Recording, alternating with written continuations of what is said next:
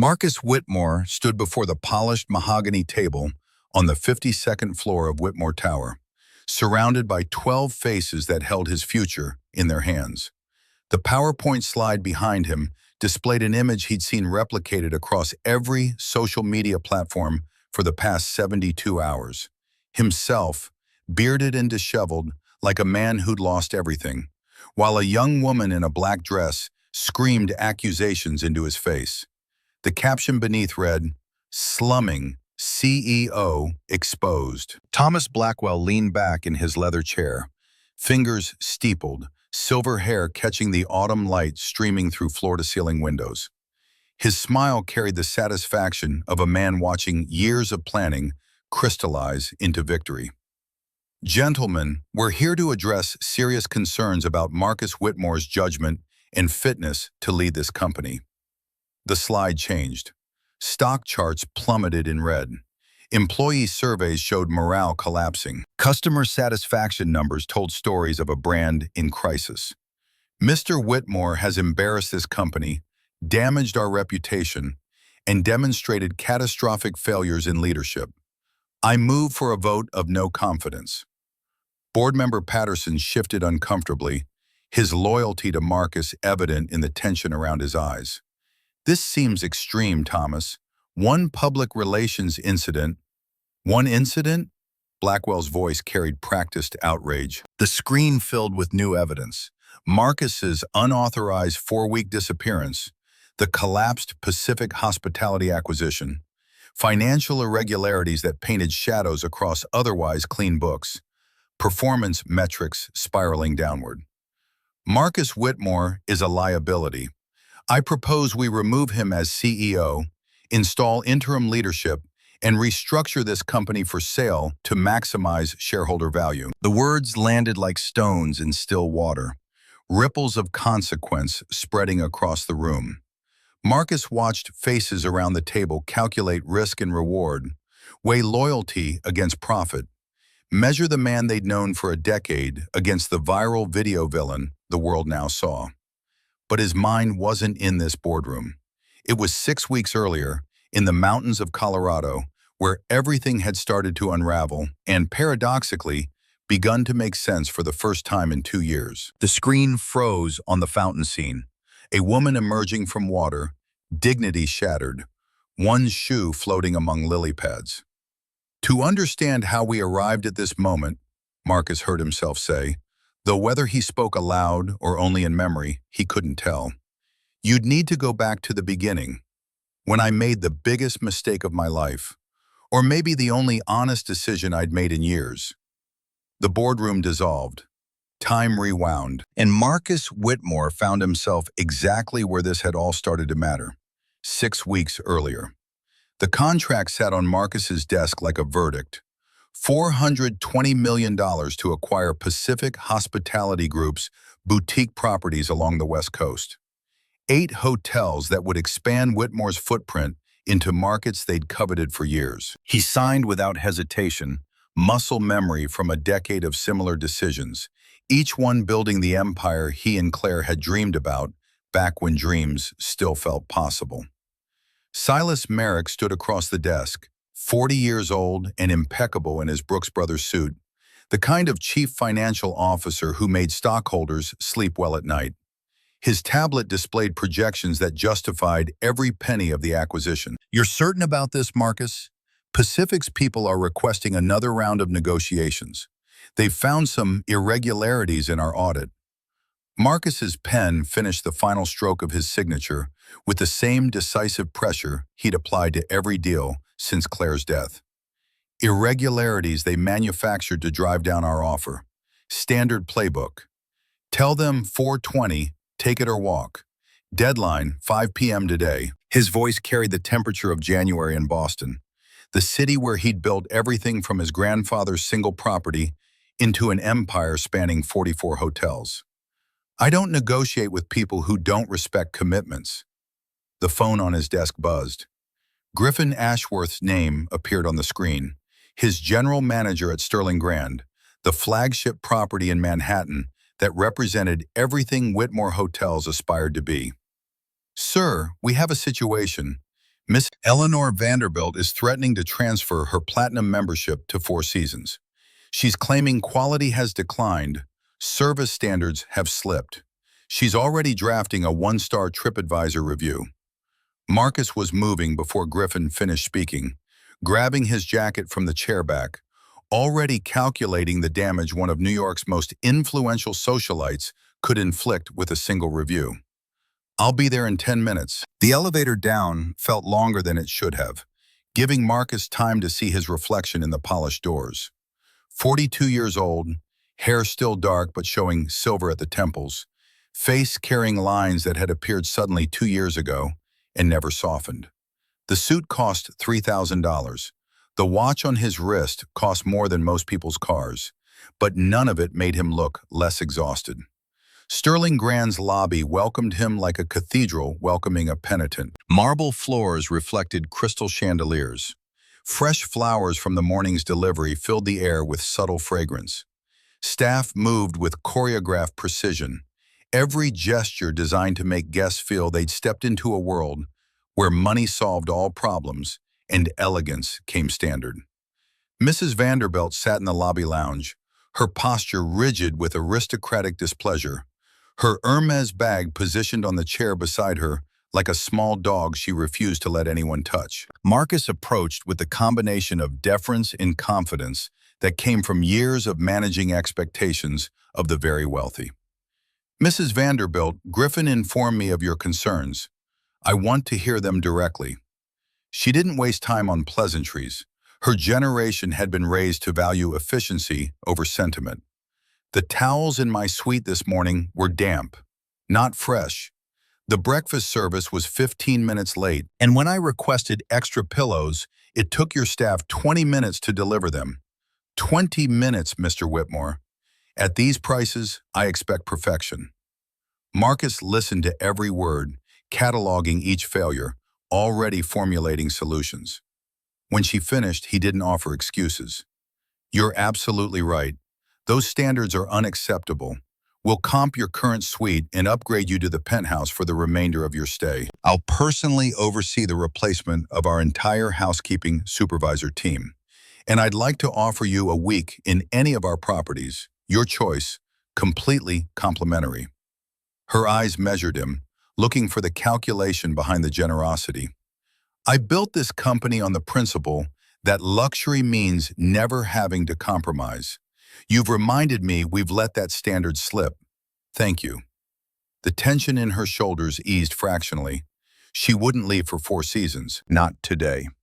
Marcus spent the next 2 hours implementing changes, firing an assistant manager who'd let complacency replace excellence, instituting new quality control protocols that would ripple across all 44 properties.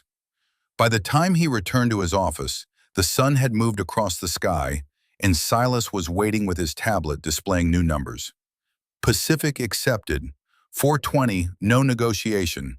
They'll send contracts Monday." The victory felt hollow. Another checkbox on an endless list of achievements that had stopped mattering somewhere around month 6 after Claire's funeral. Marcus opened the bottom drawer of his desk, pulled out the small frame he kept hidden there.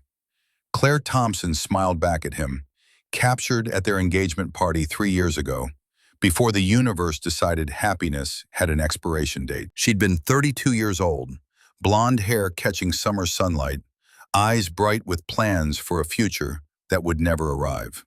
They'd scheduled the wedding for October 15th, 2 years and 3 days ago. She died on October 14th, driving on I-95 at 11:30 p.m., returning from a meeting with the florist because Marcus had insisted they finalize the centerpiece arrangements that night instead of waiting until morning. The police report said a drunk driver crossed the median. Claire's Mercedes had been hit head-on. She died before the ambulance arrived.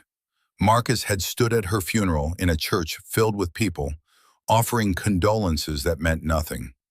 He'd returned to work the Monday after, burying grief under quarterly reports and acquisition strategies, letting the empire consume every hour that might otherwise be spent remembering.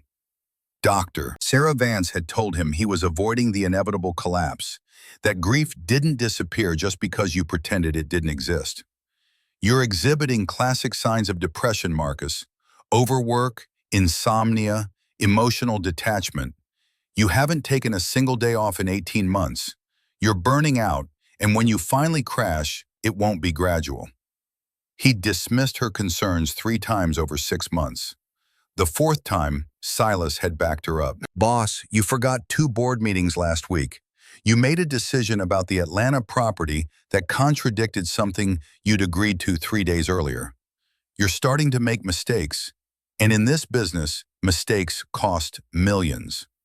So Marcus had agreed.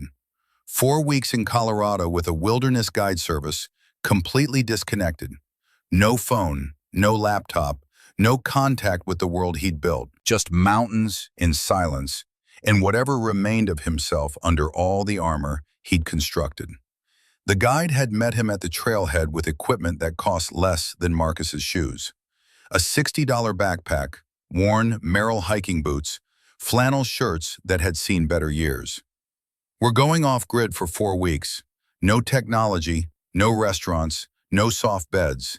Just you, nature, and whatever thoughts you've been avoiding. Marcus had spent the first week angry, the second week numb, the third week remembering what it felt like to exist without the constant pressure of decisions and responsibilities. By the fourth week, sleeping under stars and eating meals cooked over a campfire, he'd felt something he hadn't experienced since Claire died.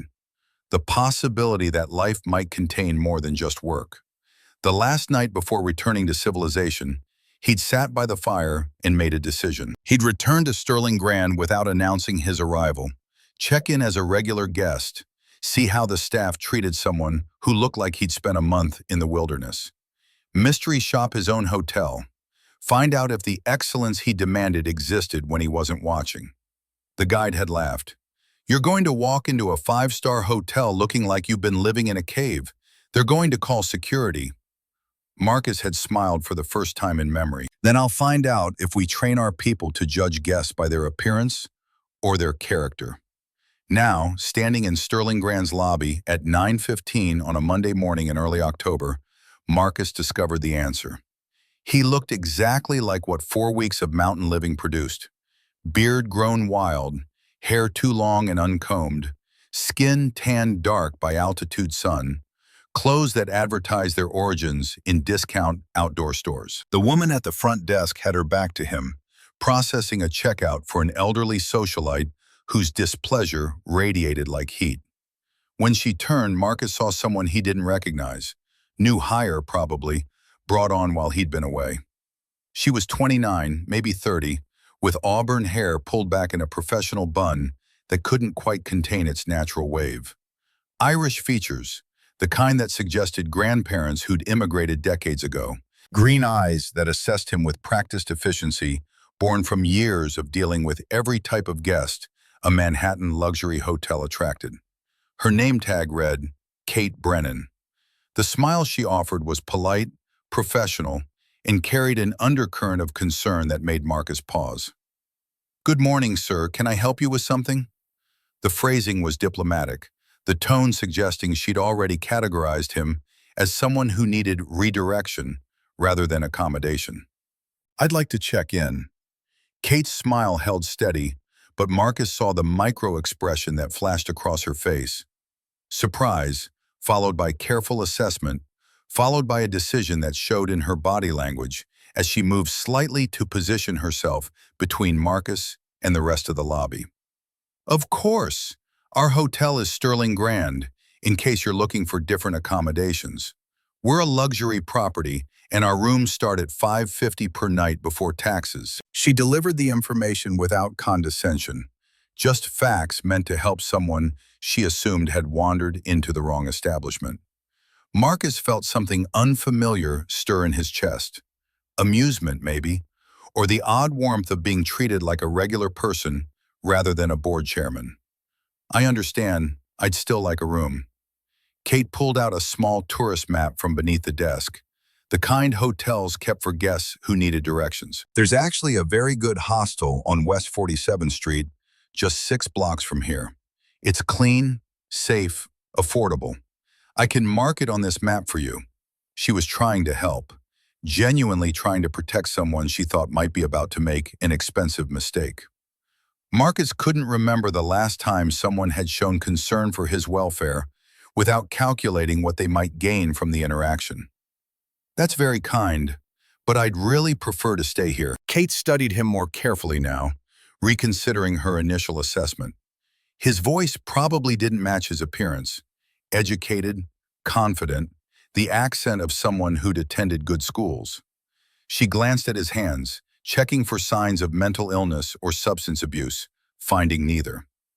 "All right, I'll need to see identification and a credit card." Marcus dug through his backpack, aware of how the motion looked. Uncertain, scrabbling, exactly what someone without stable housing might do. Items fell out: a compass, waterproof matches, a topographic map of Colorado wilderness. Kate's expression softened slightly, categorizing him now as outdoorsy eccentric rather than potentially dangerous. He produced his Massachusetts driver's license and the matte black American Express Centurion card that carried no spending limit. Kate held the credit card up to the light, checking for signs of forgery with the thoroughness of someone who'd been trained to spot fraud. Finding none, she swiped it through the terminal. "What type of room would you prefer?" "What's available?" She checked her screen, probably expecting him to request whatever cost least. "We have a very nice standard room for $250 per night. Actually, I'd like the presidential suite if it's available." Kate's fingers froze on the keyboard. She looked up at him like he'd spoken in a language she almost, but didn't quite, understand. "The presidential suite is $4,500 per night, not including the 14.75% hotel tax, 8.875% sales tax, or the $50 daily resort fee." She'd done the math automatically, probably trying to calculate whether someone who looked like Marcus could possibly afford a room that cost more than many people's monthly rent. "I understand." Kate ran the card through the processor, clearly expecting the decline message that would resolve this bizarre situation. Marcus watched her face as the terminal responded, saw the exact moment confusion became shock. "Approved. Credit limit. No limit." She stared at the screen, then at Marcus, then back at the screen. Her training kicked in. Never make a guest feel uncomfortable, even when circumstances made no sense whatsoever. "I'll need to verify this with the bank. Standard procedure for charges over $1,000. Marcus nodded, patient. Kate picked up the phone, spoke in low tones to an American Express representative, giving the card numbers, watching Marcus peripherally as if he might disappear if she looked away too long. Her side of the conversation reached him in fragments. "Yes, Marcus Whitmore, Centurion member, VIP status, unlimited credit, no flags." She hung up slowly, recalibrating everything she'd assumed in the past 5 minutes. "Everything's verified, Mr. Whitmore. I'll just need you to sign the registration." As she processed the paperwork, Griffin Ashworth emerged from the back office on his routine morning walkthrough. 52 years old, impeccably dressed, hair perfectly silver, he carried himself with the authority of someone who'd managed luxury properties for 3 decades. He saw Marcus and nearly tripped over his own feet.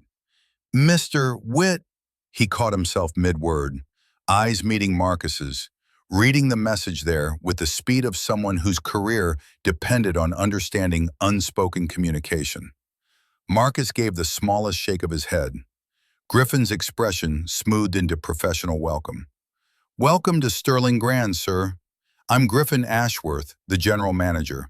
I hope Miss Brennan has taken excellent care of you." Kate looked between them, sensing something she couldn't quite identify. "Mr. Ashworth, you know Mr. Whitmore?" Griffin's pause lasted half a second too long. "No, just ensuring good customer service for all our guests. Miss Brennan, please make sure Mr. Whitmore receives our platinum-level amenities package." He walked away before more questions could arise. Kate finished the check-in, printed the key cards, handed them to Marcus with a smile that still carried confusion in its edges. Your suite is on the 42nd floor.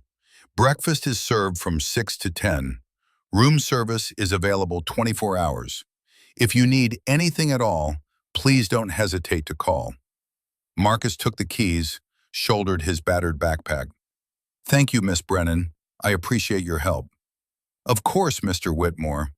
The elevator doors closed on Kate's face, still trying to solve an equation that didn't balance. Marcus rode up to the presidential suite, unlocked the door, and stepped into 1,800 square feet of luxury that suddenly felt less like home and more like a museum exhibit about a life he'd stopped living.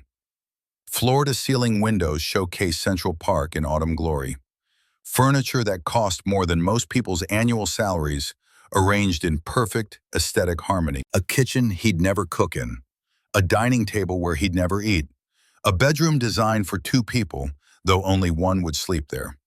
Marcus dropped his backpack on marble floor that cost $800 per square foot, pulled out his phone, and called Griffin's private line. I need you to keep my identity completely confidential. Tell no one, not Silas, not legal, not PR. This is between us. Griffin's voice carried careful concern. Sir, what exactly are you doing? Marcus looked out at the park, at the city he'd conquered through work and will and relentless ambition that had cost him everything that actually mattered. Testing something. Kate Brennan treated me with genuine kindness when she thought I was nobody who couldn't afford to be here. She tried to help, tried to protect me from making a mistake. When's the last time someone cared about me? Not CEO me, not board chairman me, just me, without calculating what they could get from the interaction. Sir, if she finds out, she won't, not yet. I need this, Griffin. I need to remember what it feels like when someone sees me as a person instead of a position. Silence stretched across the line. Finally, Griffin spoke with the resignation of someone who'd learned you couldn't argue with a man determined to court disaster. How long are you planning this experiment?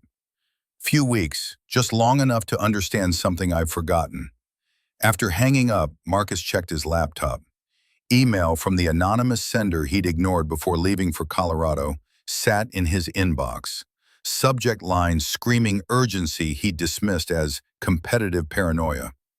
Pacific hospitality deal. You're being played. Follow the money on the PHG acquisition. Check your own CFO's offshore accounts. Someone inside is setting you up. Marcus had deleted it 6 weeks ago, convinced it was spam from a rival trying to plant doubt. Now, staring at his reflection in the window, beard, hiking clothes, eyes that had briefly remembered how to see clearly, he wondered if maybe he'd been too quick to dismiss warnings about dangers closer than he'd imagined. He pulled up his encrypted cloud storage, took screenshots of the email, saved them with a timestamp. Then he opened a new window and began researching something he'd never thought to question. Whether the CFO he'd trusted for 10 years might have reasons to want him destroyed. Kate's shift ended at 6 p.m. She took the R train to Astoria, her studio apartment in Queens, $1,850 a month for 400 square feet that represented every dime of disposable income after taxes, student loans, and the relentless arithmetic of New York survival. The business plan for Brennan's Books and Brew sat on her tiny desk. 47 pages of market research, financial projections, location analysis, and dreams that required $200,000 she didn't have. 4 years of saving $5 a day had accumulated $19,000 in the mason jar labeled Dream Fund, sitting on her shelf like a monument to the gap between aspiration and reality. Olivia's face filled her laptop screen via FaceTime, eyebrows raised in the expression that meant she had opinions and intended to share them. So let me get this straight. Homeless-looking guy with a black Amex card books the presidential suite, and you believed he just, what, found it in a dumpster? Kate pulled leftover pasta from the microwave, eating dinner at her desk because the apartment didn't have room for both a workspace and a dining area. He said his name was Marcus Whitmore. I Googled it. There's like 23 Marcus Whitmores on LinkedIn. None of them look anything like him. No social media, no company website, nothing. That's weird. People with Centurion cards usually have online footprints. They're not exactly hiding their wealth. Kate thought about the way Marcus had rummaged through his backpack, the worn equipment, the genuine surprise when she'd offered help. He seemed lost, like someone who'd recently come into money and didn't know how to handle it yet. Lottery winner, maybe? Or inheritance. And you're going to help him? Olivia's tone carried affection mixed with exasperation, the voice of someone who'd watched Kate adopt every underdog cause since college. Someone helped my grandmother when she came from Ireland with nothing. Now it's my turn. After hanging up, Kate stayed awake until 2:30 a.m., writing what she titled Survival Guide for the Newly Wealthy. 15 rules drawn from 4 years of watching luxury hotel guests navigate social expectations. How to dress, how to eat, how to speak, how to avoid the 1,000 small mistakes that would mark someone as not belonging to the world they'd suddenly entered. She printed it on hotel stationery, borrowed from work, placed it in a cream envelope from the gift shop, and brought it with her Tuesday morning, determined to help someone who probably didn't know they needed help yet. Marcus spent Monday night reviewing forensic analyses of Silas Merrick's financial history, commissioned from a private investigator he'd used before for due diligence on acquisitions. The report arrived at 3 a.m., marked urgent, containing information that would have kept him awake even if he hadn't already been staring at spreadsheets. Wire transfers to Cayman accounts, invoices from vendors that didn't exist, a pattern of financial manipulation stretching back 18 months, all carefully hidden beneath legitimate transactions, but visible once someone knew to look. The second anonymous email arrived at 4:15 a.m. You ignored the first warning. Don't ignore this. Pacific Hospitality irregularities manufactured by your CFO, Silas Merrick. He's moving money offshore through fake vendor invoices tied to PHG deal. Check account CH447821B, Credit Suisse Cayman branch. You're being framed for money laundering. Blackwell wants hostile takeover. Silas gets $20 million plus COO position after you're gone. Evidence attached.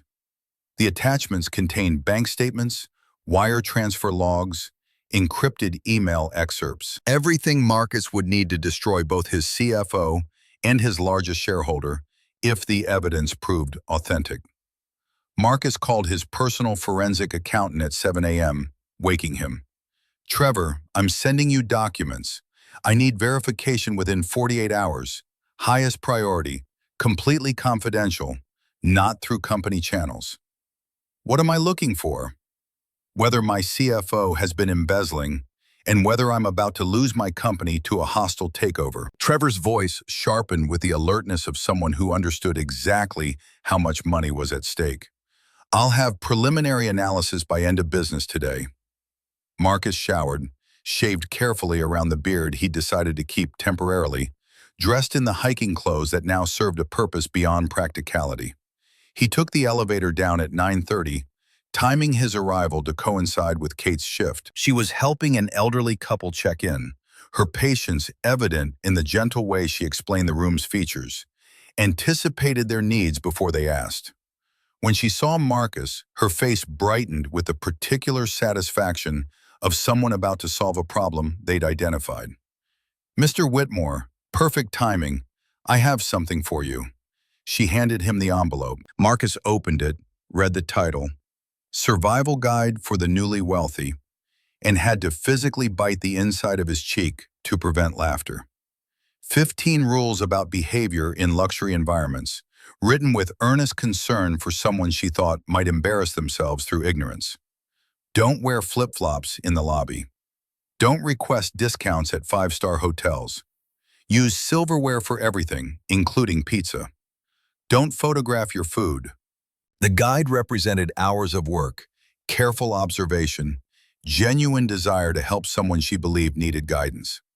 Marcus felt the unfamiliar sensation of being cared about, not for his position or wealth, but simply because another human had seen someone struggling and offered assistance. This is incredibly thoughtful. But why would you do this for me? Kate's expression carried the kind of earnestness that made Marcus understand why people gravitated toward her, despite the armor of professional hospitality. Because someone helped my grandmother when she had nothing. She taught me that kindness isn't about what people can give back. It's about seeing when someone needs help and offering it anyway. You think I need help? I think you've recently come into money, lottery, inheritance, something. In this world, she gestured at the marble lobby, the crystal chandeliers, the universe of wealth and privilege. Will take advantage of you if you don't know how to protect yourself. People see new money as opportunity. I'm trying to help you not become a target. Marcus looked at the guide in his hands, at the woman who'd spent her evening writing it, at the choice before him. He could reveal the truth now, end this before it started. Or he could see where this led, what other truths might emerge when someone believed you were vulnerable instead of powerful. Would you be willing to teach me, show me how to navigate this world? Kate hadn't expected that. She'd anticipated gratitude, maybe mild offense, possibly dismissal. Not a request to continue. Teach you what? Everything you think I need to know, starting with whatever rule you consider most important. She studied him with the assessment of someone trying to determine if this request was genuine or mocking. Whatever she saw in his face must have convinced her. All right, first lesson, proper dining etiquette. Lunch today, 12:30, hotel restaurant. I'll show you how to eat pizza with knife and fork without looking like you've never done it before. Marcus agreed, knowing he'd eaten pizza with silverware at hundreds of business dinners, knowing this lesson was theater. But the smile on Kate's face when he accepted made the deception feel almost worthwhile. She turned back to her work, purpose evident in her posture. Marcus headed to the elevator, the survival guide in his hand, already composing the text to Griffin that would ensure his general manager continued the conspiracy. Keep this going. Whatever happens, my identity stays secret. She's helping me because she thinks I need it, and I need to understand what that kind of generosity looks like. It's been so long since anyone cared about me without calculating the return on investment, I'd forgotten it existed. The suite felt different now, less like a prison and more like a vantage point from which to observe what happened when a billionaire pretended to be nobody and discovered someone who treated nobody like they mattered. Marcus checked the Pacific hospitality documents again, seeing patterns he should have questioned earlier. Silas had structured the deal, negotiated the terms, presented it as victory. What if every piece of it had been designed to build a case for Marcus's incompetence, setting up the board vote that would remove him and install Blackwell as chairman? His phone buzzed. Trevor's name appeared. Preliminary analysis confirms authenticity. The documents are real. Merrick has been embezzling, and the timeline matches exactly with when Blackwell increased his equity position. You're looking at conspiracy to commit fraud, probably money laundering. You need FBI involvement. Not yet. I need full analysis, courtroom-ready evidence. Board meeting is scheduled for October 29th. I have 4 weeks to build a case that destroys them both. And if they move first, then I lose everything. But right now they think I don't know. That's my advantage. Marcus hung up and stood at the window, looking down at the city where Kate Brennan was spending her break, writing more notes about how to help someone she thought needed protecting. Somewhere in that same city, Silas Merrick and Thomas Blackwell were planning how to steal everything Marcus had built. And in 4 weeks, everyone would discover which version of Marcus Whitmore was real. The billionaire CEO who'd spent 2 years hiding from grief, or the man who'd returned from the mountains remembering that money meant nothing without people who cared whether you survived. Kate's grandmother had been right about one thing. Kindness wasn't transactional. But Marcus was about to discover that deception, even well-intentioned, always extracted its price. And the bill was already being calculated, waiting to come due at the worst possible moment, in front of the worst possible audience, with cameras recording every detail for permanent distribution. The fountain in Sterling Grand's lobby sparkled in morning light, decorative and peaceful, holding no warning of the role it would play in making Marcus Whitmore the most discussed CEO in America, and Kate Brennan the most viral receptionist the internet had ever embraced with horrified fascination. But that was still weeks away. For now, Marcus had a lunch lesson in pizza etiquette and a CFO to investigate, and a woman who thought she was teaching wisdom to someone who needed it. For now, the deception felt almost like kindness, almost like the beginning of something that might save him instead of destroying everything he tried to protect. For now, he could pretend that lying to someone who'd shown him genuine concern wouldn't end exactly the way every deception ended, badly, publicly, and with consequences no amount of money could erase. The hotel restaurant occupied the ground floor corner with windows overlooking Madison Avenue, bathed in October sunlight that made the white tablecloths glow like snow. Kate had secured table 14 during her lunch break, far enough from the kitchen to avoid noise, but positioned where she could observe other diners demonstrating proper etiquette. Marcus arrived at 12:30 exactly, still wearing hiking boots and flannel, drawing glances from business executives in their tailored suits. The maitre d' recognized him from previous visits when he'd worn Tom Ford instead of REI clearance. But Griffin's morning memo had been explicit.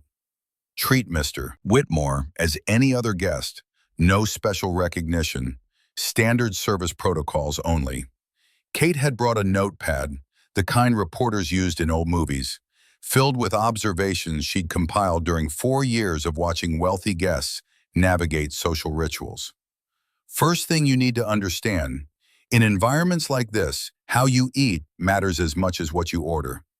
People are always watching, always judging, always assessing whether you belong. She opened the menu with the confidence of someone who'd studied it enough times to know which items the kitchen executed flawlessly. We're going to practice with pizza, margarita specifically.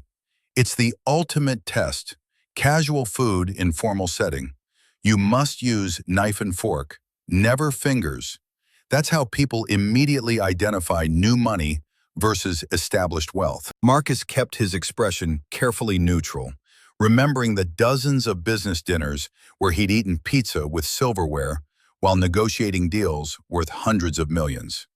Kate's earnestness made the deception feel worse than it had in the lobby, but he'd committed to this path. Knife in right hand, fork in left. Always. Cut small pieces, manageable bites. Chew slowly, deliberately. Dab your mouth with a napkin after every few bites, but don't wipe. Dabbing shows refinement. Wiping shows desperation. The pizza arrived on white porcelain, presented with the kind of careful plating that made fast food into fine dining. Kate demonstrated the proper technique with movements practiced until they looked natural, probably rehearsed in her tiny queen's apartment before shifts. Marcus mimicked her motions with exaggerated focus, making small mistakes intentionally so she'd have opportunities to correct them. Each time she leaned across the table to adjust his grip or demonstrate the proper angle, he caught the scent of her shampoo. Something citrus, inexpensive but pleasant, the kind you bought at drugstores when salon products weren't in the budget. Perfect, you're learning quickly. Her smile carried pride that made Marcus's chest constrict with guilt he hadn't anticipated. She was genuinely happy to help someone she believed needed assistance, investing energy and time without expecting anything beyond the satisfaction of having made someone's life slightly easier. At the next table, 2 men in investment banker uniforms watched with poorly concealed amusement. One pulled out his phone, angling it for a discreet photograph. Marcus noticed, but said nothing, already calculating the probability that image would surface somewhere problematic. Kate noticed his distraction. Don't let them bother you. People who judge others for learning new skills usually peaked in high school. Her defense of him, automatic and fierce despite barely knowing him, hit harder than Marcus expected. When had anyone last defended him without being on his payroll? His iPhone buzzed in his pocket. He ignored it. It buzzed again, insistent. Kate gestured permission, understanding that some calls couldn't wait. Silas Merrick's name glowed on the screen. "I need to take this. Excuse me." Marcus walked to the restaurant's entrance, lowering his voice, trying to maintain the fiction that he was still disconnected from the business world. "Marcus, thank God." Pacific Hospitality just withdrew from the deal completely. Their lawyers sent a cease and desist, claiming we committed securities fraud during due diligence. The whole acquisition is collapsing. The news should have sent Marcus into crisis mode. $420 million deal evaporating, months of work destroyed, expansion plans demolished. Instead, he felt the cold clarity that came from suspecting your CFO was the architect of the disaster he was reporting. "That's impossible. Our audit was pristine. Did you verify the—" He caught himself before saying too much, before revealing that he knew exactly where to look for the fabricated irregularities Silas had planted. Stress made him revert to old habits, and old habits meant languages he'd learned through years of international business. "Verifica todas las transferencias bancarias de los últimos 6 meses."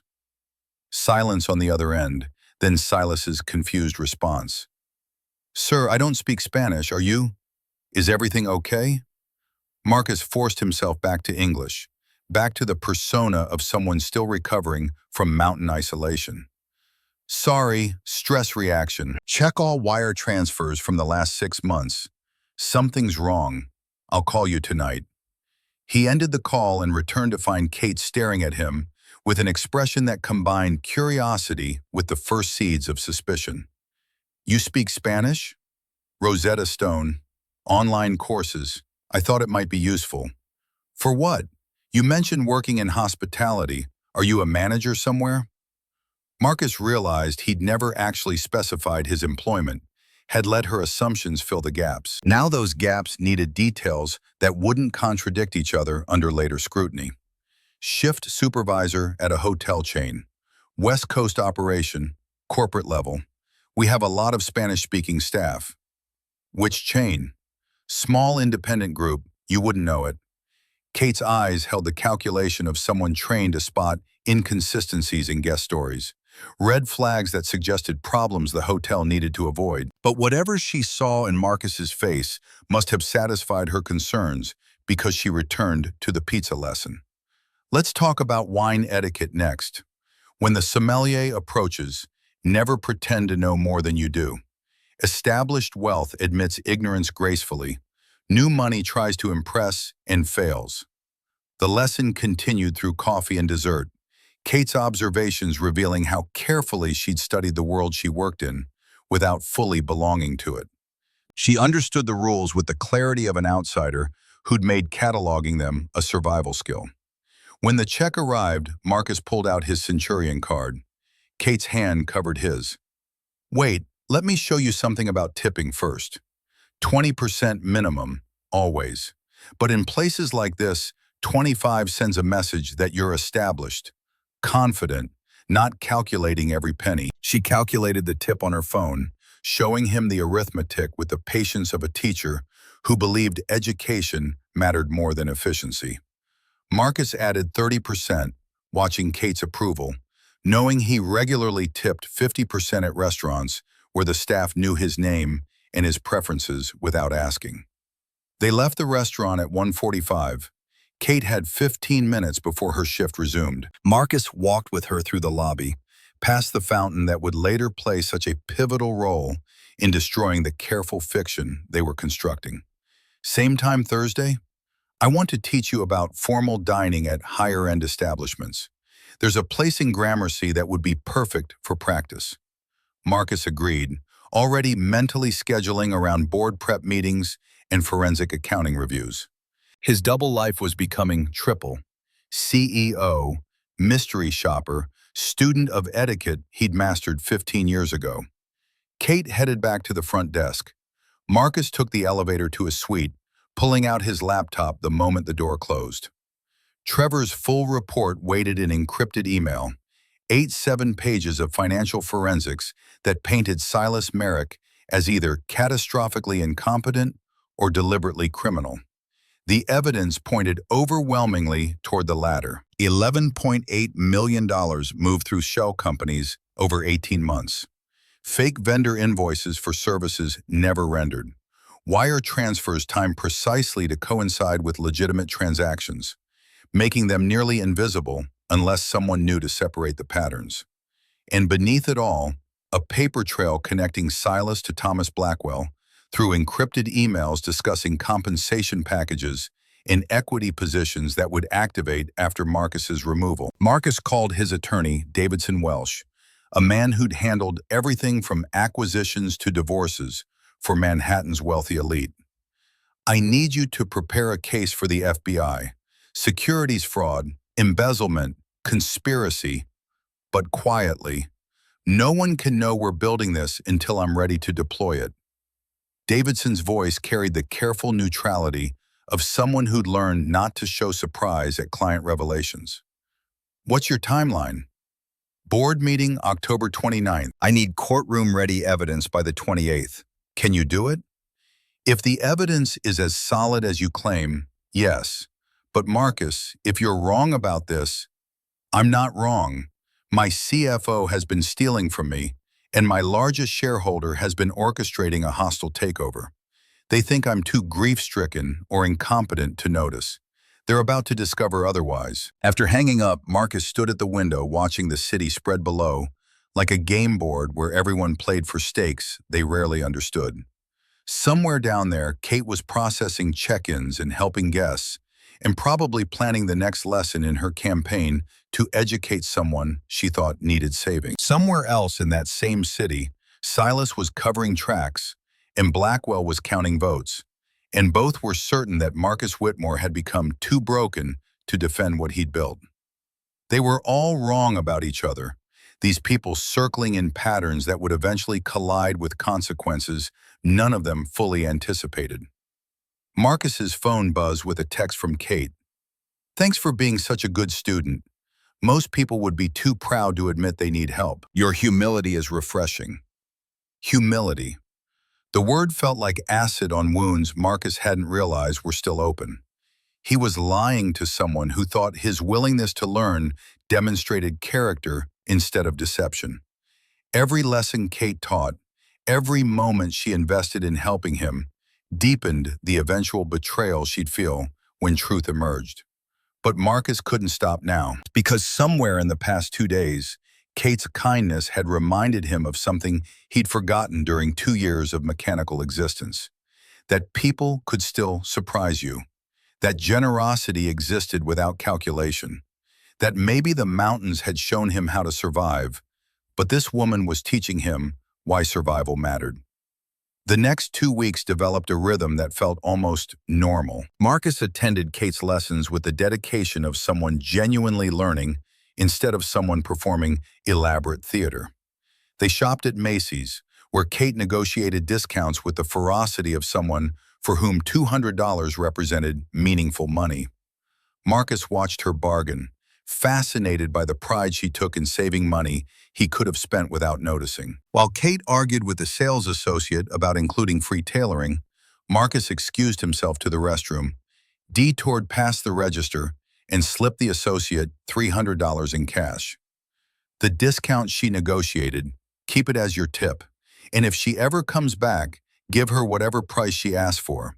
She has a rare heart, and I want to make sure this world doesn't convince her otherwise." The associate stared at the bills, then at Marcus, recognition flickering across features trained to notice expensive watches and designer labels beneath hiking casual. "You're him, the CEO. I've seen you in Forbes. Which is why you're going to keep this between us. She can't know." Thursday brought the promised dinner at Gramercy Tavern, where Kate taught silverware progression with the intensity of someone explaining calculus to a struggling student. Marcus accidentally knocked over his wineglass, red liquid spreading across white linen, and felt genuine electricity when Kate's hand covered his, reaching for napkins. Their fingers stayed connected 3 seconds longer than accident required. Both noticed. Neither acknowledged it. The waiter rushed over with practiced concern. Marcus slipped him $50 with apologies that would have been unnecessary if the staff had known who was actually sitting at table 12. Kate watched the transaction with approval that made Marcus's deception feel exponentially worse. See? That's perfect. You handled that with exactly the right combination of apology and generosity. You're really getting this. Sunday afternoon found them at Sheep Meadow in Central Park, eating peanut butter and jelly sandwiches Kate had prepared in 12 varieties because she'd worried about Marcus getting bored with plain strawberry jam. The picnic basket had cost her $12 at a thrift store. The quilt they sat on showed wear from previous adventures. The cookies were homemade because buying them pre-made would have strained a budget that was already calculated down to the dollar. Marcus ate the simple food and felt wealthier than any Michelin-starred meal had made him feel in years. Kate talked about her bookstore dreams with the detailed precision of someone who'd researched every aspect, projected every cost, planned for contingencies that might never materialize. $200,000. That's what I need to make Brennan's Books and Brew real. I've saved $19,000 so far. At my current rate, factoring in inflation and assuming no major emergencies, I'll have enough in 9.3 years. She delivered the timeline without self-pity, just mathematical reality accepted with the pragmatism of someone who'd learned early that life rarely offered shortcuts. You'll do it. I can tell when someone has the determination to make dreams real. Kate smiled, that expression that made Marcus understand why people built empires and waged wars and did catastrophically stupid things for someone who made them feel seen. Can I ask you something personal? Marcus tensed, preparing for the question that would expose everything. The inheritance you mentioned, was it recent? Is that why you were hiking in Colorado? The question was gentler than he deserved, giving him an exit ramp instead of confrontation. Not exactly. I lost someone important 2 years ago. My fiancée. Car accident. I spent 2 years working non-stop, trying to forget. The hiking trip was therapy, learning to exist again instead of just surviving. Kate's expression shifted into something softer than sympathy, deeper than pity. I'm so sorry. Losing someone you planned a future with, I can't imagine. Claire, her name was Claire. We were supposed to get married October 15th, 2 years ago. She died the night before.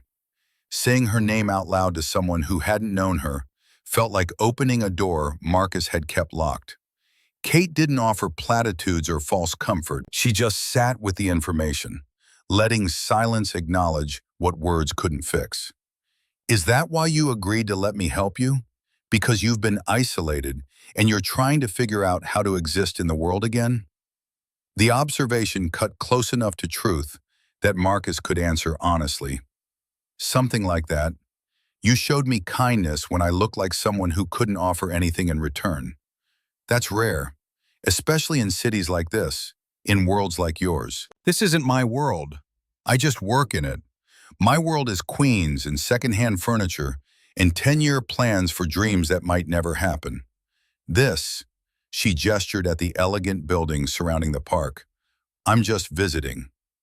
Marcus wanted to tell her that wealth didn't make anyone belong anywhere, that he discovered loneliness existed at every income level, that Sterling Grand's presidential suite felt emptier than her tiny apartment probably did. But saying so would reveal too much about the life he was hiding. His phone rang. Silas again. Marcus almost didn't answer, but the call marked urgent in their internal system meant actual crisis rather than routine updates.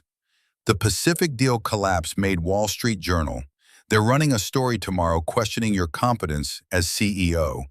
Blackwell has been giving quotes about leadership concerns and fiduciary responsibility. The board is requesting emergency meeting next week. Marcus walked 20 feet away, keeping his voice low, trying to maintain composure while his company's reputation got dismantled in real time. Who authorized Blackwell to speak to the press? He's a major shareholder. He doesn't need authorization. Schedule the board meeting. And Silas, I want full accounting of every transaction related to Pacific Hospitality. Every invoice, every wire transfer, every communication, everything. Sir, that's thousands of documents. Then you'd better start compiling. I want them by Friday. Marcus ended the call and returned to find Kate studying him with the expression of someone assembling a puzzle from mismatched pieces. That sounded serious. Everything okay? Work complications. Nothing I can't handle. But Kate's eyes held questions she was too polite to voice.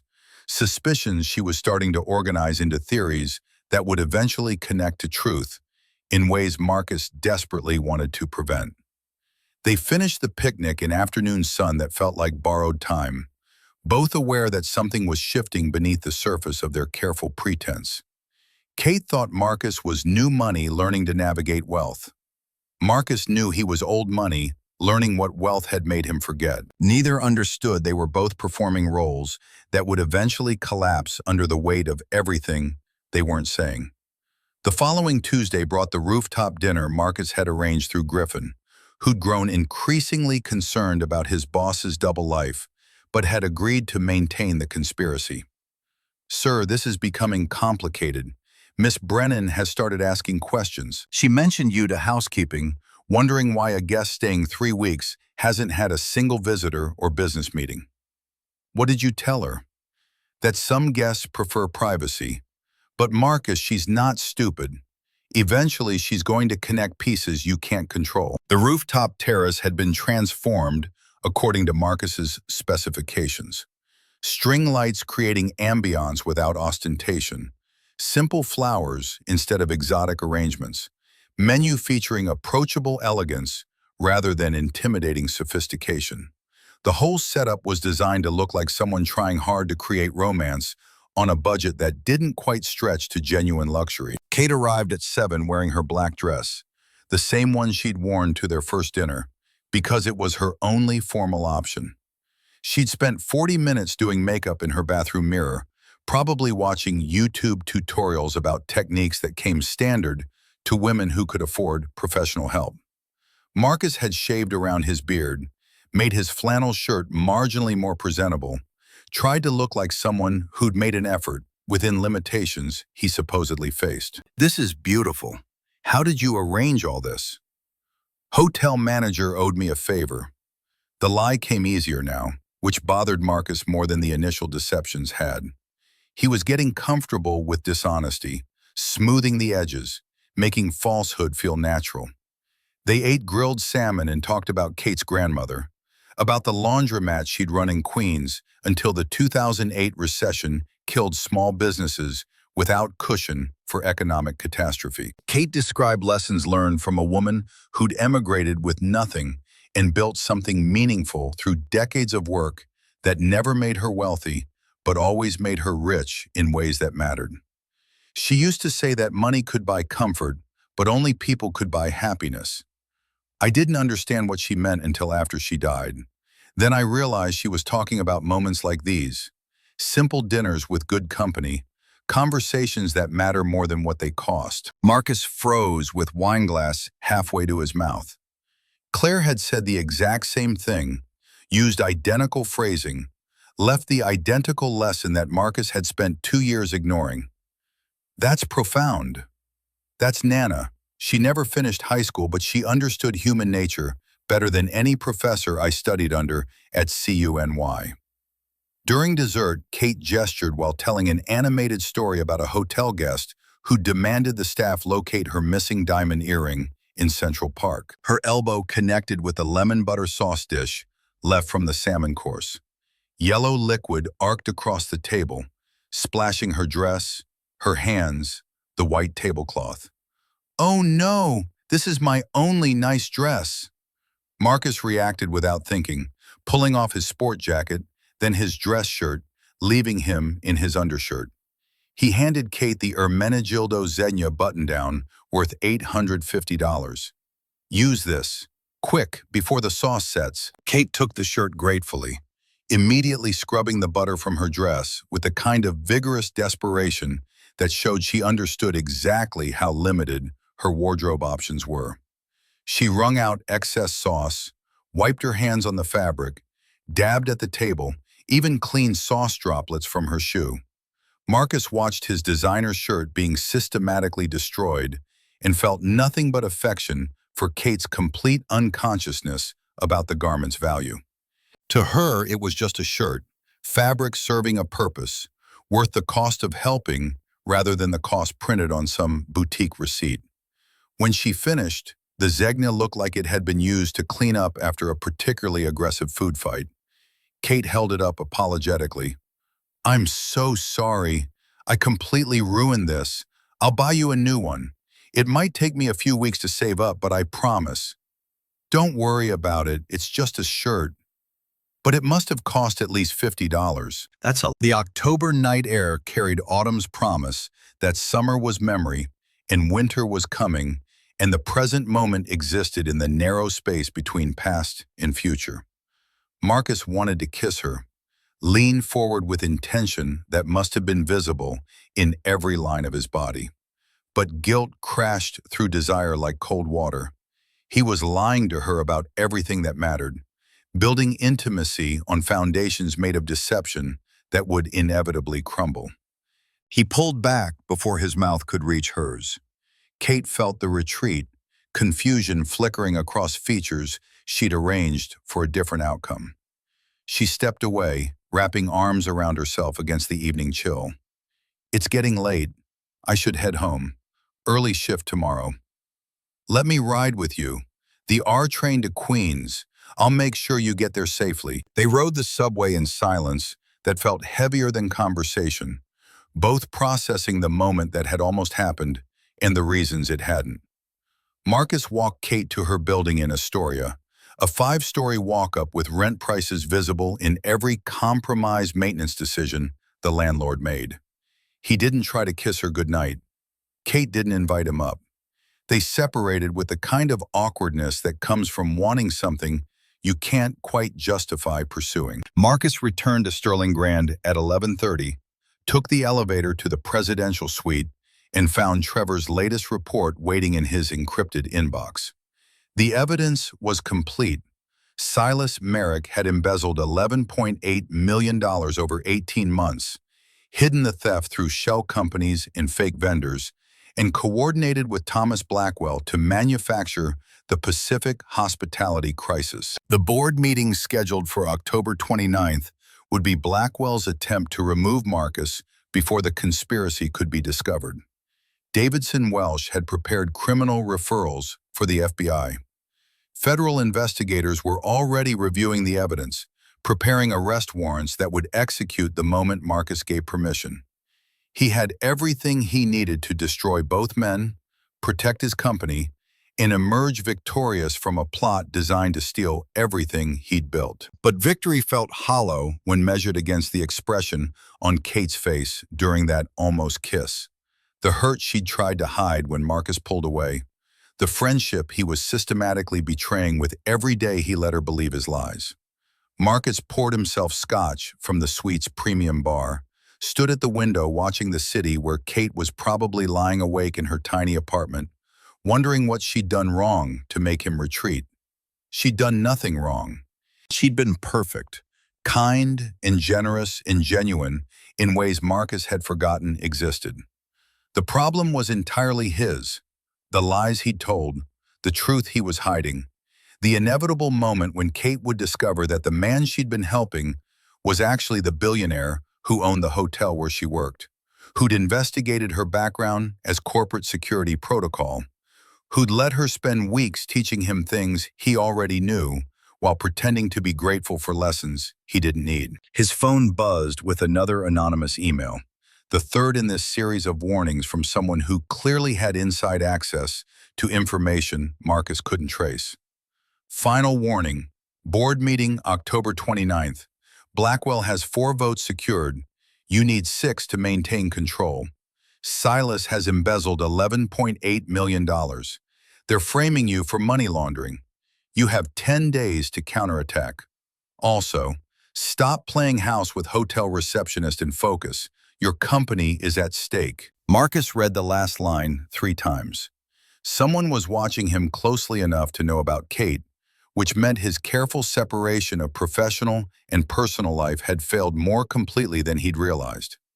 He typed a response to the anonymous sender. "Who are you? Why are you helping me?" The reply came 30 seconds later.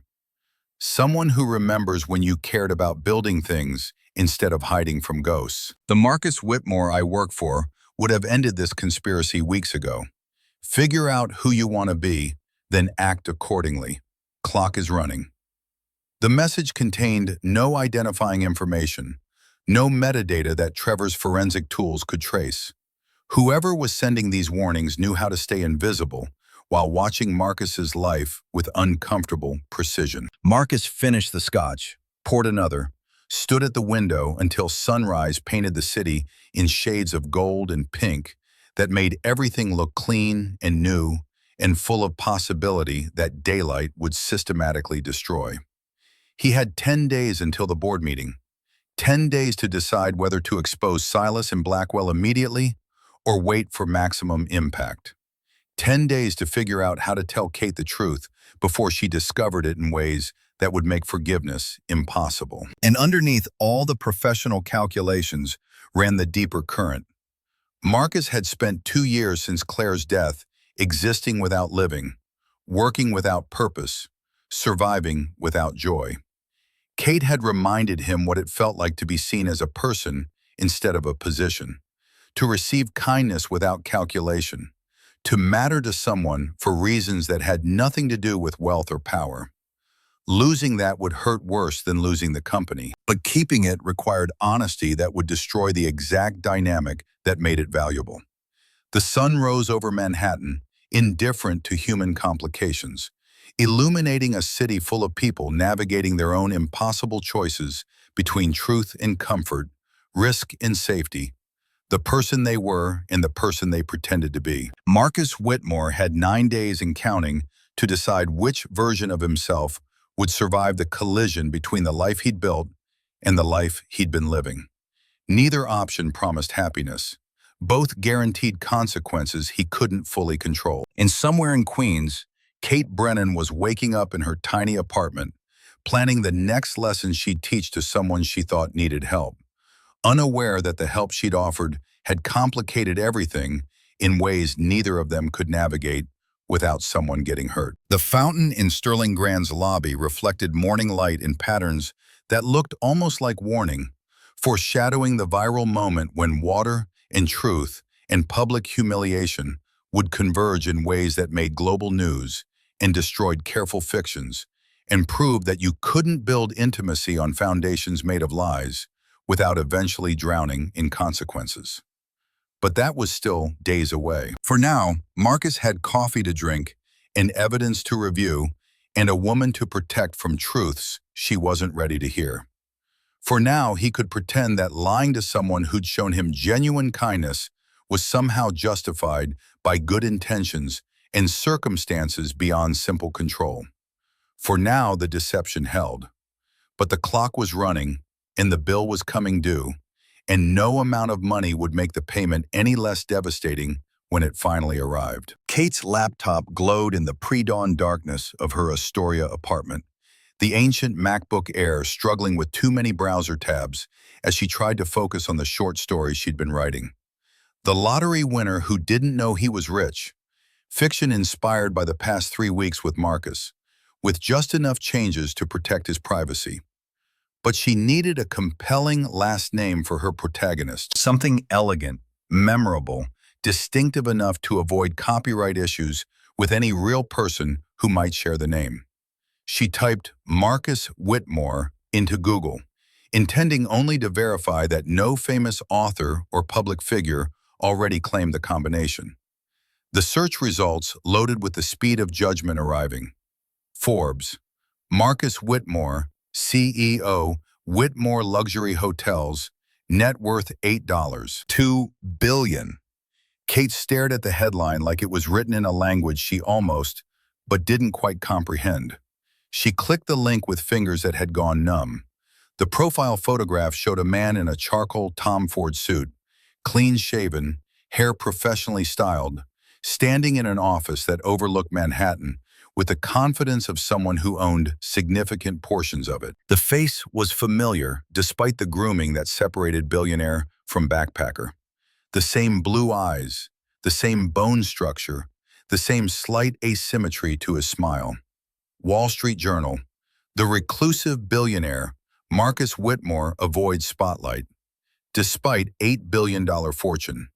Business Insider photo gallery loaded images of Marcus at charity galas, hospital wing openings, business conferences. Every photograph showed wealth so established it didn't need to announce itself. One image made Kate's stomach drop with recognition so sharp it felt like physical pain. Marcus at the Metropolitan Museum Gala 6 months ago, wearing the exact Ermenegildo Zegna shirt she destroyed with lemon butter sauce. The caption noted the designer, the price, $850 for casual elegance.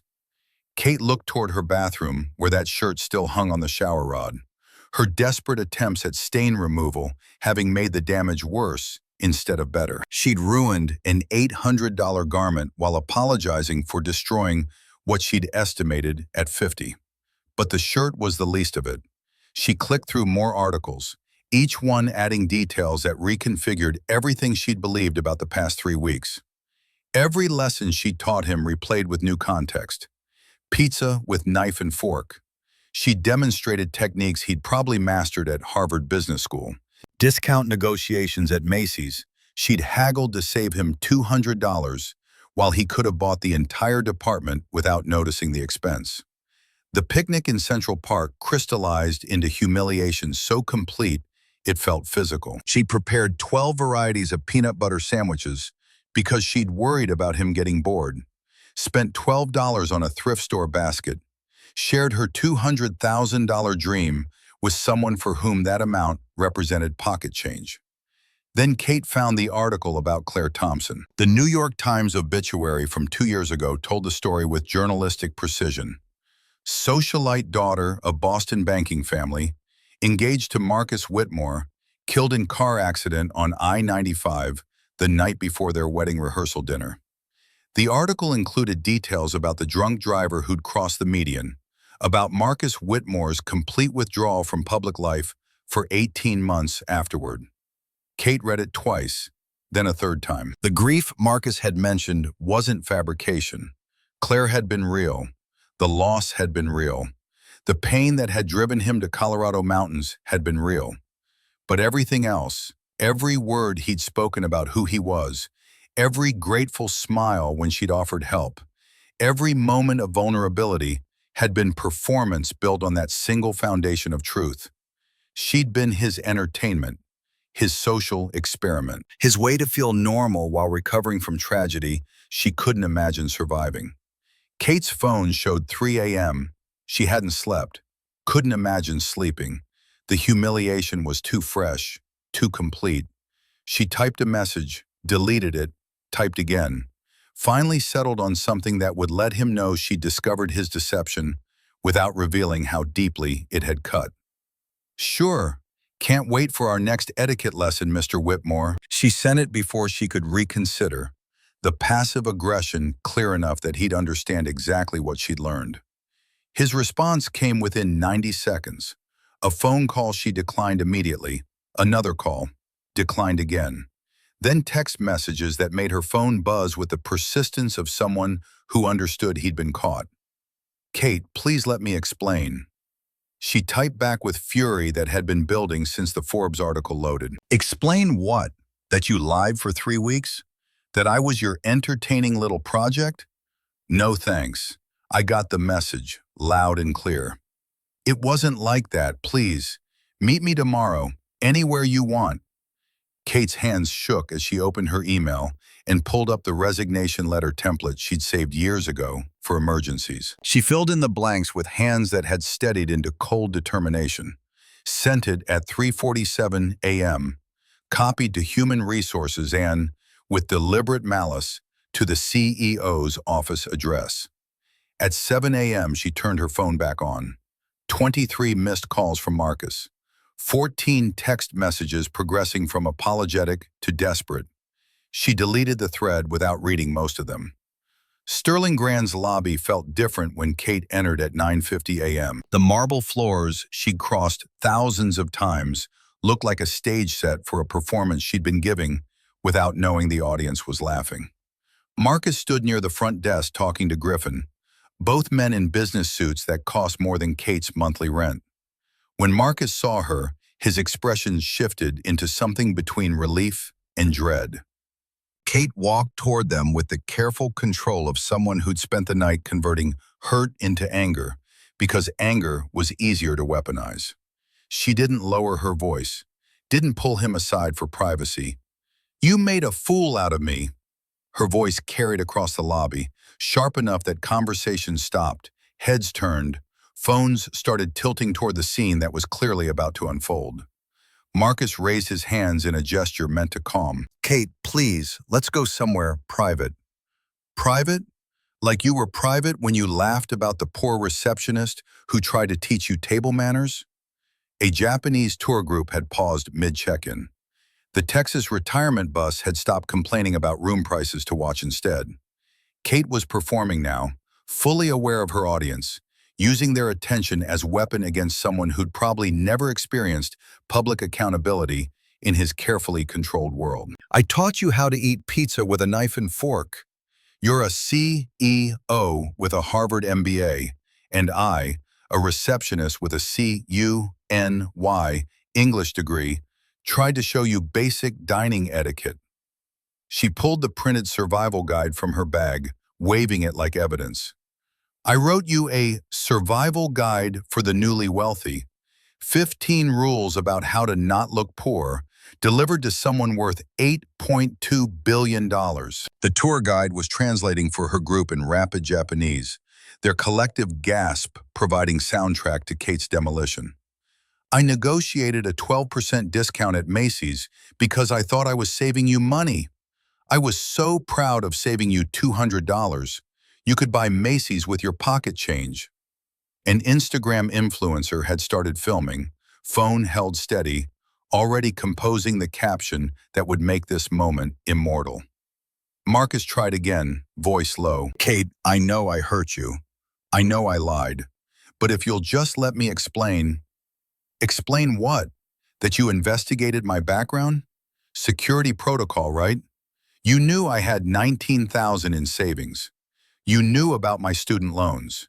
You knew everything about me while lying about everything about you." She saw the truth in his face, the confirmation that, yes, he'd looked into her life with the thoroughness that came standard when you had resources to make privacy invasion feel like corporate policy. "I trusted you." The words came out smaller than she'd intended, vulnerable in ways that made her hate herself for admitting it. "I thought you were someone good who needed help. I thought maybe, for the first time since college, I'd found someone who actually saw me.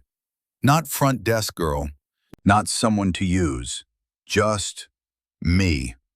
She watched something crack in Marcus's expression, pain that looked genuine enough to make her angrier. "And the whole time I was just your social experiment, your way to feel normal." Kate turned to leave with what remained of her dignity. The new Crocs she'd bought, deliberate violation of rule number 1 from her own survival guide, had rubber soles that found no purchase on marble floors the maintenance crew had polished that morning. Her foot slipped. She lost balance, arms windmilling. Marcus lunged to catch her, but Kate's instinct was to push him away. "I don't need you." The physics were inevitable. Kate fell backwards into the fountain with a splash that echoed through the lobby. Water soaked through her dress instantly, a decorative lily pad draped across her shoulder. For 3 seconds, absolute silence. Then the clicking of phone cameras, dozens of them, capturing the moment Kate Brennan's dignity drowned in 18 inches of chlorinated water. Kate surfaced, hair plastered to her face, makeup running in black streams. "I'm fine, perfectly fine." She tried to stand. The Crocs had even less traction on algae-covered fountain bottom. She slipped again, landing back in the water with another splash. Kate finally crawled out on hands and knees, leaving wet trails across the floor, one crock floating among the lily pads. You can keep the crock. Consider it a severance gift, since you just lost an employee. Kate limped toward the exit, leaving wet footprints, dripping water, trailing humiliation that would be viral within hours. Kate made it back to her apartment on autopilot, stood under a shower that felt redundant after the fountain, but necessary to wash away whatever remained of the person she'd been 4 hours ago. When she finally checked her phone at 2 p.m., the video had exploded. 2 million views and climbing. News outlets calling it workplace power dynamics.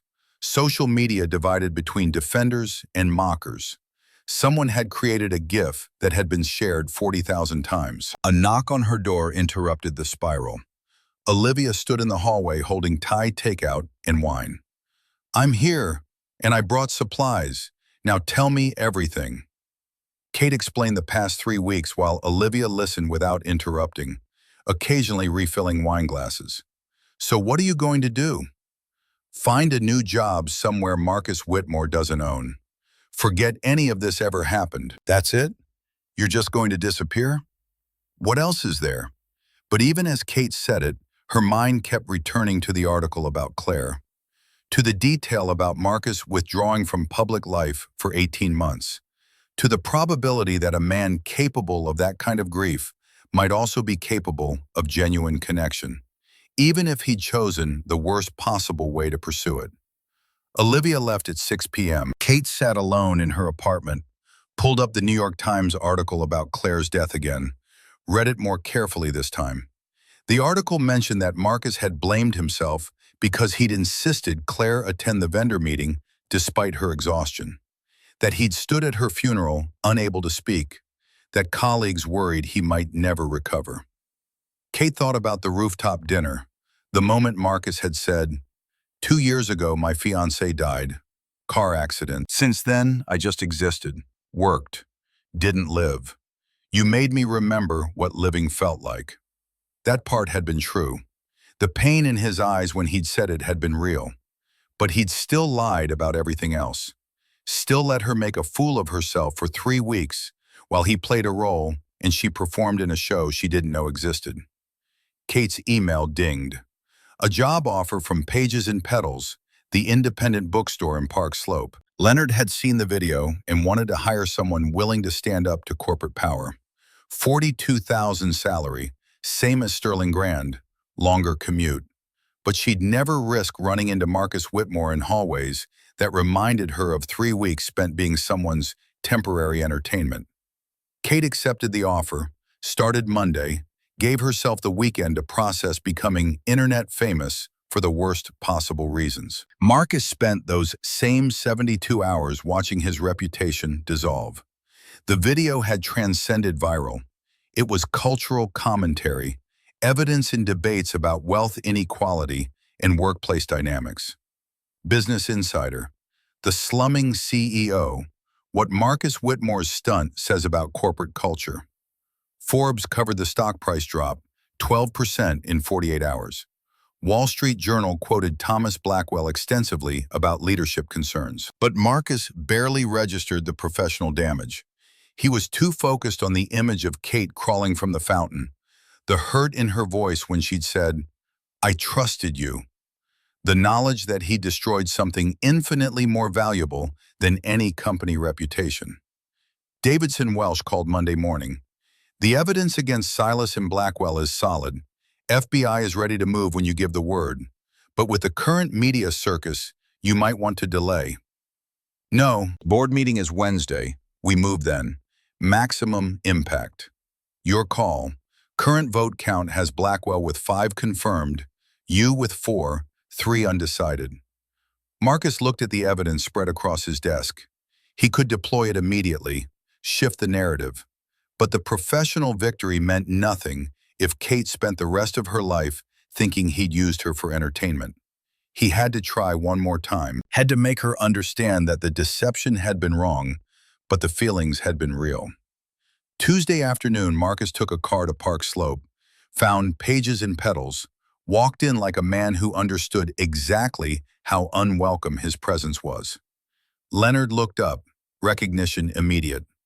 "You're him, the fountain guy. I need to talk to Kate. She doesn't want to see you."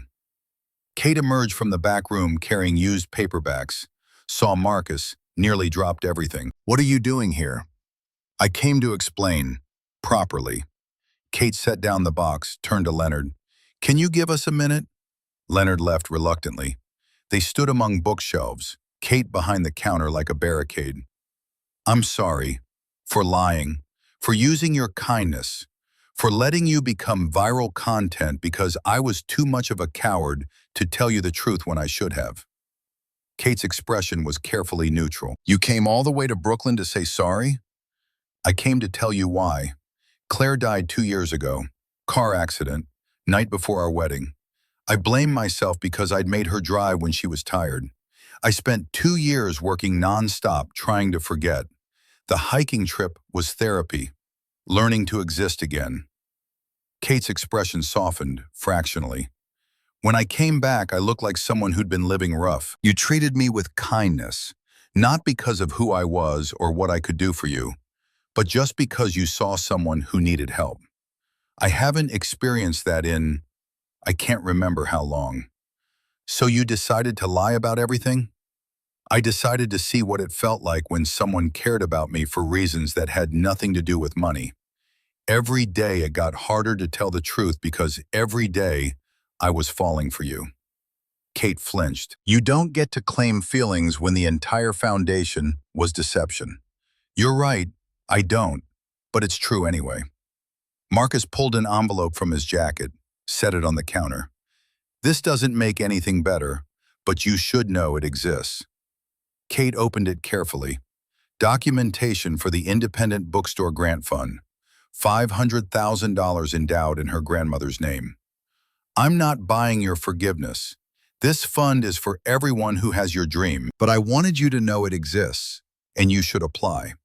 He turned to leave, got 3 steps before Kate's voice stopped him. "Why should I believe anything you say?" "You shouldn't. I've given you no reason to trust me, but I'm asking anyway. Not for forgiveness, just for the possibility that someday you might believe I'm genuinely sorry." He left before she could respond.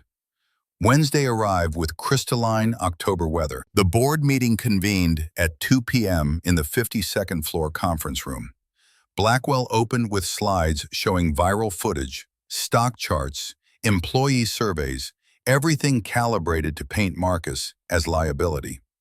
"We're here because Marcus Whitmore has demonstrated catastrophic failures in judgment. I move for vote of no confidence."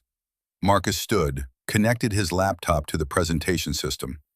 "Before you vote, I have information that changes everything you think you know." He started with wire transfers, then fake vendor invoices, then encrypted emails between Silas and Blackwell, planning exactly this moment.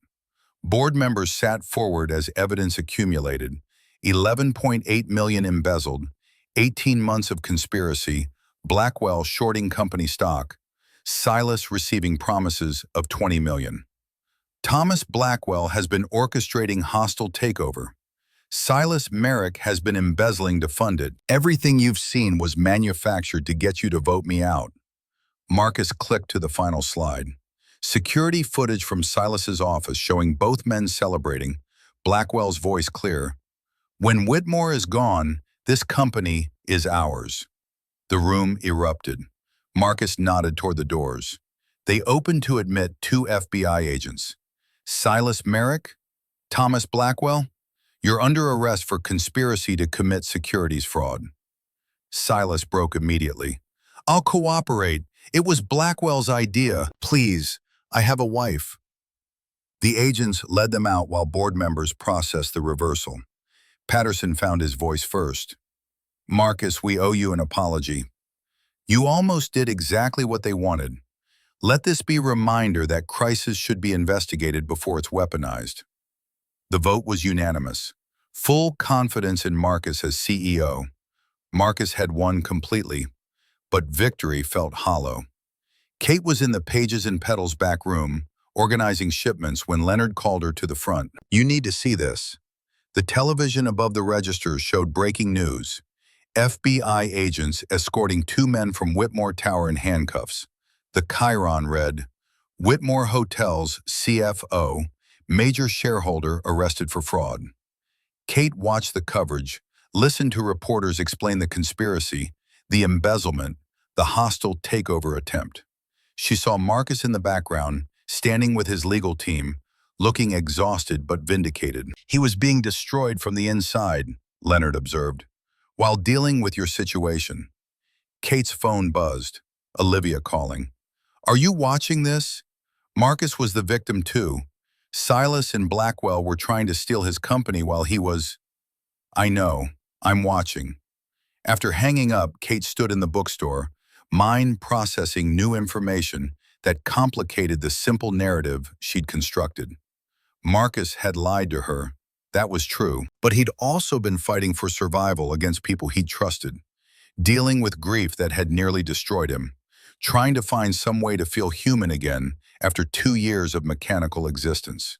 He'd chosen the wrong way, hurt her in the process. But the desperation that had driven him wasn't the entitled boredom of a wealthy man seeking entertainment. It was the broken pieces of someone trying to remember what connection felt like. Kate looked at the envelope Marcus had left, the grant fund documentation. $500,000 to support bookstore dreams, endowed in her grandmother's name. Not contingent on forgiveness. Just recognition that people like her grandmother and people like Kate deserve support. She thought about the rooftop dinner, about Marcus sharing the truth about Claire, about the pain in his eyes that had been real even when the context was false. She thought about the survival guide she'd written with genuine concern, about teaching him to eat pizza with silverware while he'd played along because those moments meant something to both of them. The hurt was real. The betrayal was real. But so was the grief that had driven him to mountains and the loneliness that had made her kindness feel like salvation. Olivia's voice echoed in her memory from their Thai food conversation. "You're allowed to be hurt and understand he was hurting too. Those things can both be true." Kate made a decision that probably qualified as either the bravest or stupidest thing she'd done in months. She pulled out her phone, typed an address into Google Maps. Whitmore Tower was 40 minutes by subway. Leonard looked up as she grabbed her jacket. "Where are you going?" "To do something probably stupid. I'll be back in a few hours." The lobby of Whitmore Tower was chaos when Kate arrived at 4:30. Reporters everywhere, camera crews, financial analysts, people who made their living observing corporate drama.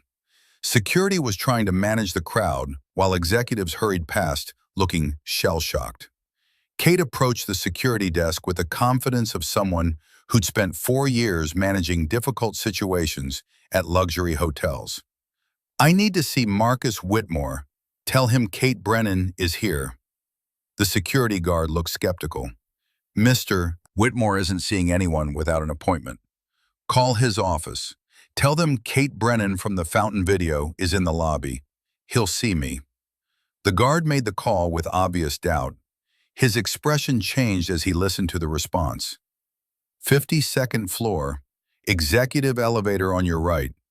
The elevator ride up felt longer than it should have. Kate had time to question every choice that had led to this moment, to calculate the probability she was making a catastrophic mistake, to wonder if showing up uninvited would make things better or infinitely worse. The elevator doors opened to reveal a reception area that screamed executive power. But the receptionist looked frazzled, phones ringing constantly, the kind of chaos that followed FBI arrests and board meeting drama. "Miss Brennan, Mr. Whitmore is in his office." Through those doors, last office on the right. Kate walked down a hallway lined with photographs of Whitmore properties, each one representing empire built from single, inherited property into global operation. The last door was open. Marcus stood at the window, back to the door, still wearing the suit from the board meeting. Kate knocked on the doorframe. Marcus turned. The expression on his face cycled through surprise, hope, fear, resignation in the space of 3 seconds. Kate, I didn't expect. I saw the news, FBI arrests, the conspiracy, everything. Yeah, turned out my CFO and biggest shareholder were trying to destroy me, so that's been my week. Kate stepped into the office, closed the door behind her. The view from his window showed Manhattan spread like jewelry across black velvet, the city where they'd met and lied and hurt each other, and maybe, possibly, found something real underneath all the deception. You were being attacked from inside your own company while dealing with us, with me. That doesn't excuse lying to you. No, it doesn't. But I spent last night reading about Claire, about what happened, about how you withdrew from public life for 18 months. Marcus's jaw tightened. I'm not using grief as excuse for... I know, I'm not saying it excuses anything. I'm saying I understand why you needed to feel normal again. Why my kindness felt important enough to protect with lies. Kate moved closer to the window, keeping distance between them, but closing the gap that had felt infinite 2 days ago. I was hurt. I'm still hurt. You made me look foolish in front of millions of people. You let me teach you things you already knew. You investigated my life while hiding yours. I know, and I'm sorry, truly sorry. But I also understand that you weren't slumming for entertainment. You were drowning, and my kindness felt like air, and you made the stupid decision to protect it any way you could, even if that way was guaranteed to destroy it eventually. Marcus turned to face her fully. What are you saying? Kate took a breath, assembling words into the truth she'd spent the subway ride clarifying. I'm saying I don't forgive you. Not yet. Maybe not for a long time. But I also don't think you're the villain I called you in that lobby. Kate, let me finish. I'm saying that if you're serious about being different, about being the person you were pretending to be, then I'm willing to consider the possibility of something. Eventually. After time. After proof. Marcus looked at her like she'd offered him something infinitely more valuable than the board victory he'd won an hour ago. What kind of proof? I don't know yet, but I'll know it when I see it, or when I don't see it. The point is, you get a chance. One chance. No more lies. No more deception. No more protecting me from truths you think I can't handle. Anything, whatever you need. I need time. I need space. I need to not be another project you fix with money or power or grand gestures. If this is real, if I was ever real to you, then you'll respect that. Marcus nodded, understanding crystallizing across features that looked exhausted, but hopeful. How much time? I don't know, months probably. And during that time, you don't call me. You don't show up at my work. You don't send gifts or make donations in my name. You just live your life honestly and let me live mine. And we see if there's anything left to build on when we're both ready. And if there isn't? Kate felt tears threatening, but held them back through sheer force of will. Then at least we'll both know we tried the right way instead of the easy way. She turned to leave, got to the door before Marcus's voice stopped her. For what it's worth, you were real. The most real thing in my life in 2 years. That's why I couldn't tell you the truth. Because I was terrified that being honest would mean losing the only person who saw me instead of my bank account.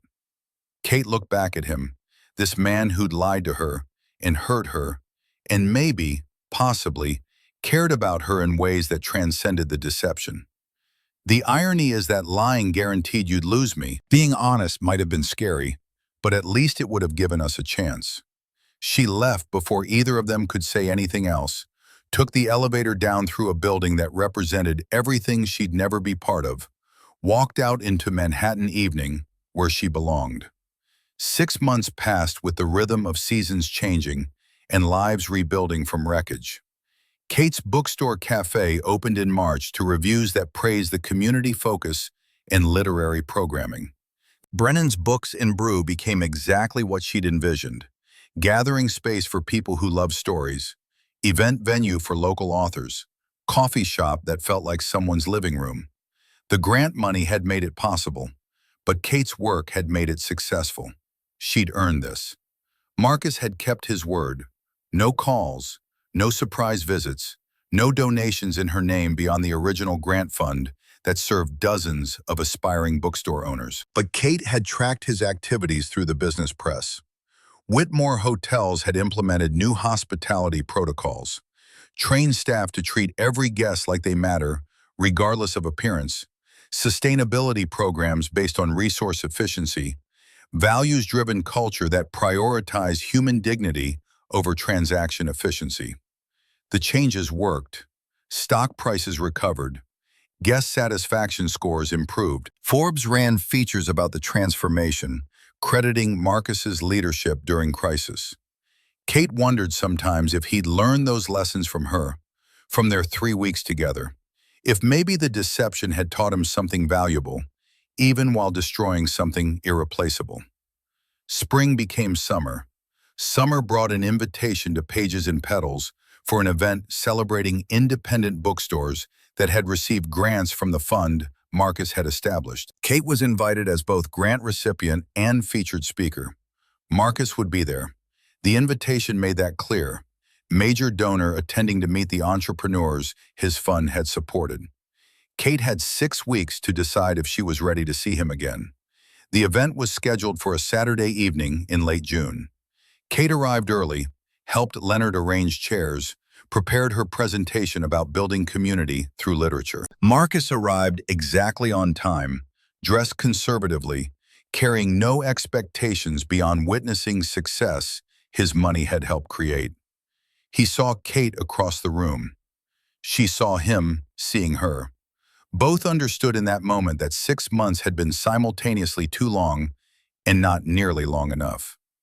Kate gave her presentation without looking at Marcus, though she felt his attention like physical weight. She talked about her grandmother's lessons, about building something meaningful, about the difference between having dreams and earning them. When she finished, applause filled the small space. People clustered around her with congratulations.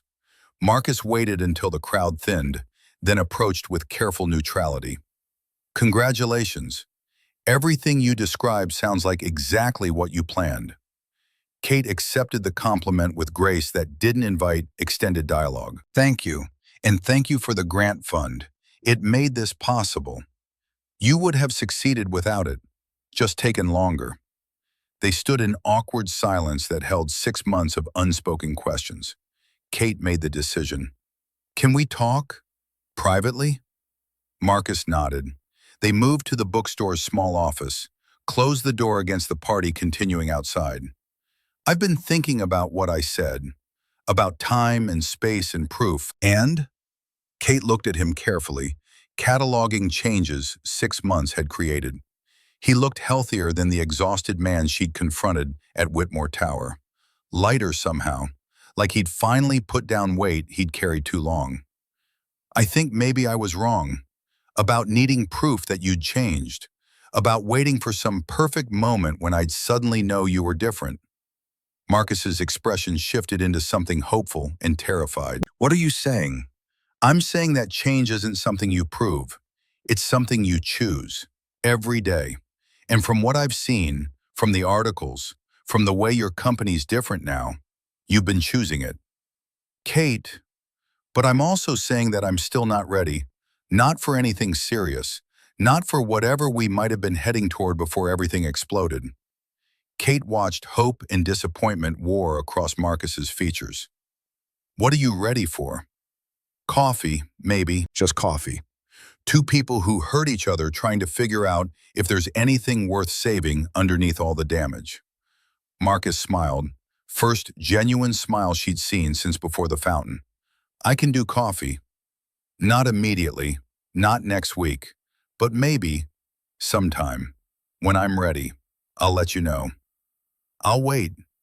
That's the thing, though. Don't wait. Live your life. Build your company. Be the person you're trying to be. And if our paths cross when we're both ready, then we'll see. Marcus understood what she was offering. Not closure, not reconciliation, but possibility. The chance that maybe, eventually, they could find their way to something real, built on foundations of truth instead of deception. For what it's worth, these 6 months taught me something Claire used to say, that money can buy comfort, but only people can buy happiness. I spent 2 years forgetting that. You reminded me. Even if we never have that coffee, I'm grateful for the lesson. Kate felt tears starting but didn't try to hide them. I'm grateful too, for learning that kindness isn't foolish even when it gets weaponized, that trying to help someone, even when it backfires, is better than never trying at all. They stood in the small office, two people who'd found each other at the worst possible time in the worst possible way, both damaged and both healing, both understanding that sometimes the most honest thing you can do is admit you don't know if broken things can be fixed, but you're willing to find out. Kate opened the door first, gesture that meant the conversation was ending. I should get back to my guests. Of course. Marcus left the bookstore, walked through Brooklyn streets toward the subway that would take him back to Manhattan. He'd come hoping for forgiveness and receive something better, the possibility of a future that wasn't guaranteed but wasn't impossible either.